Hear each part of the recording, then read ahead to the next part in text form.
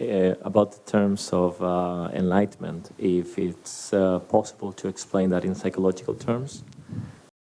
It seems that psychology as a field doesn't really have the specific term enlightenment. At most, it talks about understanding a thorough and complete comprehension or something similar, such as this. In fact, if we look closely at the accounts provided by a wide range of sources, both from ancient times and from more recent modern periods, we find that many of these historical records, when someone truly attains enlightenment, I once, long ago, saw an enlightened person. He was in prison, but every single time, without fail, no matter what happened, all the prison guards who were present at that time, they all regard him as their best friend. Even when someone started to beat him, he truly doesn't feel any pain at all.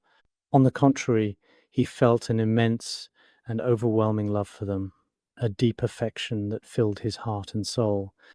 When he often felt hungry and lacked food, it seemed that even in the absence of food, he somehow still experienced endless, unbroken enjoyment. So those who have truly come to know their own minds and attained awakening, if we try to describe in words, our language may seem rather inadequate. Whether it's the language of psychology or that of other religions, it is still currently extremely limited in its ability. Once we truly grasp it ourselves, indeed, we might, over time, come to understand. There is a famous saying from ancient times, who drinks the water knows if it's hot or cold. When someone realizes he understands it himself, just like when we drink water, whether water is hot or cold, the person drinking it knows it very clearly. There is also another analogy. A mute person eating candy, this metaphor is also used. For some true realizations, it is sometimes very difficult to express them in words. I once studied under a teacher named His Holiness Jigme Phuntsok. He truly was, in my life, an awakened being whom I saw with my own eyes.